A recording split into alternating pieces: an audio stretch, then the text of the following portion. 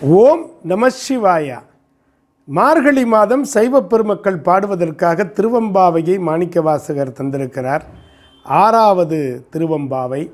மானே நீ நென்னலை நாளை வந்து உங்களை நானே எழுப்புவன் என்றலும் நானாமே போன திசை பகராய் இன்னம் புலர்ந்தின்றோ வானே நிலனே பிறவே அறிவறியான் தானே வந்து எம்மை தலையெழுத்து ஆட்கொண்டருளும் வான்வார் கழல்பாடி வந்தோருக்கு உன் வாய் திறவாய் ஊனே உருகாய் உனக்கே உறும் எமக்கும் ஏனருக்கும் நம் கோனை பாடேலோர் எம்பாவாய் என மாணிக்கவாசகப் பெருமான் இந்த பெண்களையெல்லாம் அழைத்து கொண்டிருக்கக்கூடிய அற்புதமான தன்மையை இந்த பாடல் விவரிக்கின்றது.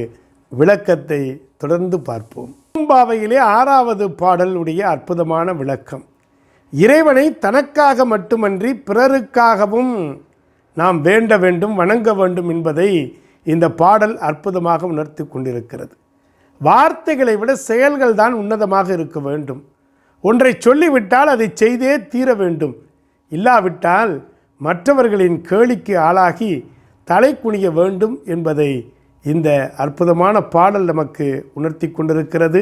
எனவே காலையில் எழுப்புவேன் என்றாய், ஆனால் வந்து உன்னை நாங்கள் எழுப்பும்படி ஆகிவிட்டது. உன் சொல் போன திசை எங்கே? சொன்னதை செய்யவில்லையே. கொஞ்சமாவது உனக்கு வெட்கம் இருக்கிறதா? உனக்கு இன்னும் விடியவில்லையா?